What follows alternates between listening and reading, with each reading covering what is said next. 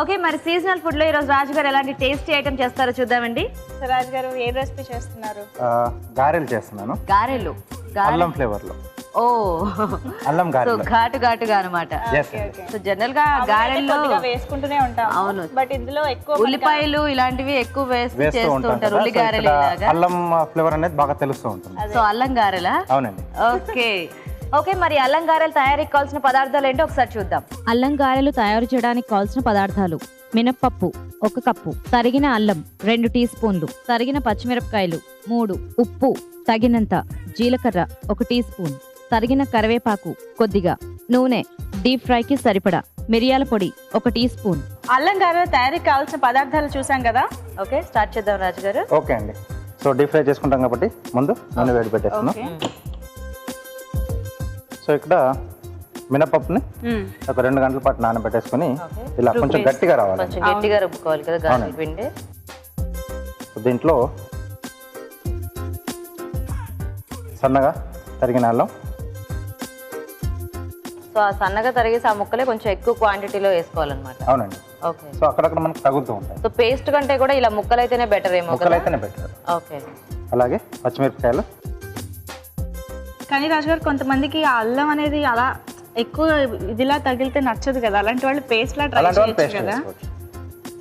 అప్పుడైతే పిండి రుబ్బుకునేటప్పుడే అల్లం కూడా వేసి గ్రైండ్ చేసేస్తే ఫ్లేవర్ మొత్తం వచ్చేస్తుంది కదా. రుచికి సరిపడా ఉప్పు,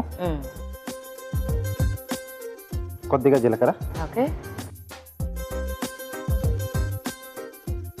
అలాగే మిరియాలు కొంచెం కచ్చా పచ్చగా గ్రైండ్ చేసుకున్నాం. మళ్ళీ ఇంకా ఈ మిరియాల ఘాటు కూడా కావాలా రాజు గారు దీంట్లో? అంటే బాగుంటుందండి. ఓకే,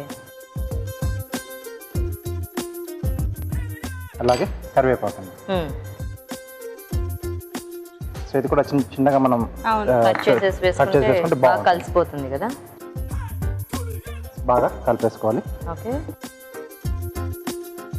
రాజు గారు, ఇవి మనకి స్నాక్ ఐటమ్, అలాగే బ్రేక్ఫాస్ట్ గా కూడా రెండిటికి చేసుకోవచ్చు కదా. అవునండి.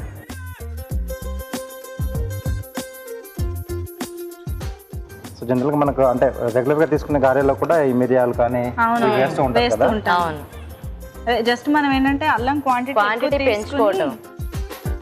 ఓకే, కొద్దిగా ఆయిల్ అన్నా లేదా లేకపోతే వాటర్ చేకి పెట్టేసుకుంటే అంటుకోకుండా ఉంటుంది. కానీ ఏదైనా పర్టికులర్ ఫ్లేవర్ తో మనం చేసుకునేటప్పుడు కొంచెం అదే ఎక్కువ ఉండి మిగతావన్నీ కొద్దిగా తగ్గించేసుకుంటే మనకి ఆ ఫ్లేవర్ అనేది బాగా తెలుస్తుంది కదా. అవునండి. ఎందుకంటే జనరల్గా ఉల్లిపాయ ముక్కలు ఇవన్నీ చాలా కామన్ గా వేసేసుకుంటూ ఉంటారు అందరూ. సో అవి కొంచెం తగ్గించుకుంటే ఇలాంటి వాటిల్లో మనం ఏదైతే యాడ్ చేసుకుంటామో దాన్ని బాగా తెలియాలనుకుంటామో ఎక్కువ తెలుస్తుంది.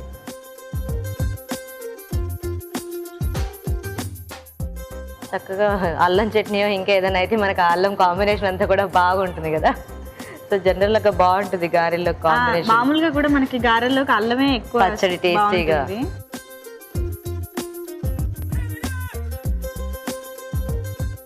మళ్ళీ ఇందులో అల్లము చట్నీ కూడా అల్లమే అని అనుకునే వాళ్ళు మాత్రం కావాలంటే ఆ కొబ్బరి పచ్చడి ఇలాంటివి కూడా ట్రై చేయొచ్చు. అంటే ఇది కొబ్బరి పచ్చడితో కొంచెం బాగుంటుంది. ఆల్రెడీ మనకు అల్లం ఉంది కాబట్టి కొంచెం ఘాటుగా అయిపోతుంది.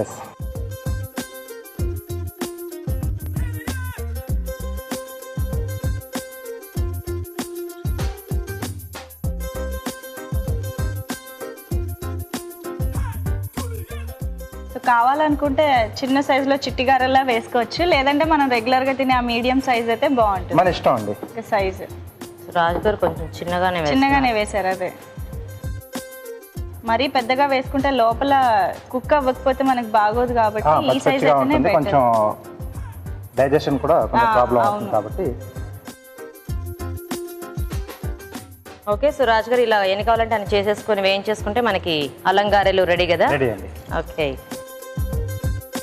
ఓకేనా రాజు గారు? సరిపోతుంది కదా.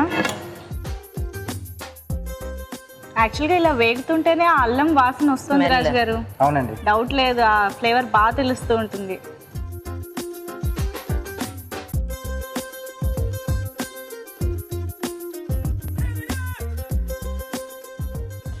ఓకే అండి, రెడీ. అల్లం గారెలు రెడీ. ఓకే, చూసారు కదండి, మరి వేడివేడిగా అల్లం గారెలు రెడీ అయిపోయాయి. మరి మేము టేస్ట్ చూసే ముందు అల్లం గారెలు ఎలా తయారు చేయాలో ఇంకోసారి చూద్దాం.